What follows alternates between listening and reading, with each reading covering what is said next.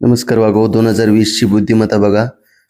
नवोदयचा paper आहे आणि वेगळी आकृती बघा. KIT TIK ITK की IKC. इथं सी आहे, वेगळं सी.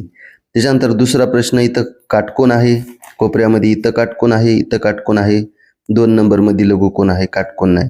हे बाण बाहेर बघायला, हे बाण बाहेर बघायला, हे बाण वरी बघायला, हे बाण बाहेर, हे बाण बाहेर, हे बाण बाहेर, हे बाण मध्ये ऑप्शन नंबर डी. 4चं बघा, ही रेष मधात आहे छोटी, ही बाहेर आहे, इथं बी बाहेर आहे, इथं बाहेर आहे, ऑप्शन नंबर ए.